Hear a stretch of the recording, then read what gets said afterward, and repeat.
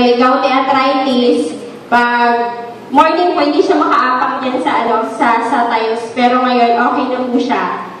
At sa akin, personally, dati po, last October, na-diagnose po ako na yung heartbeat ko po pumalya sa sobrang stress. Mahal na mahal po ako ng stress. Kasi nga sa work ko before, sa Albay, nung nasa Albay pa po ako, I am the Public Information Officer of the whole Albay. Grabe po yung stress sa trabaho ko.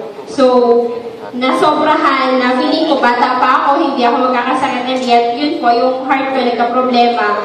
Yung normal rate niya na instead na 70 to 80, nag-40 po, kaya bumabagsak na lang ako bigla sa formation. One time po last June, na-collapse ako. Then, nawala po ako ng heartbeat at pulse rate for 10 minutes. 10 minutes po bago nila ako na-revive. Yung doktor po namin sa infirmary, gusto na akong kuryentihin kasi feeling niya raw patay na ako. So, yung po, in-advise niya ako na magpa-echocardiography, lahat ng sa heart. Tapos last October po dapat, lalagyan na po ako ng pacemaker.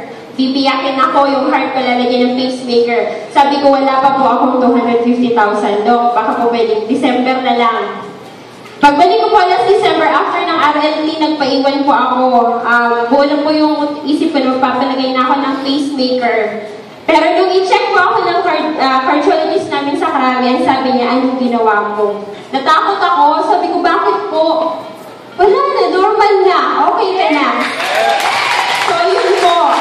Kaya, until now, kinontinue ko na po yung pag-inom, tapos yung anak ko, okay na rin. So, happy together na kami ng Intranutrient Fiber Life. Tapos yung side effects niya, sabi nga po ni Sir James, nakakaputi. Ayun po, obvious naman siguro. Thank you again.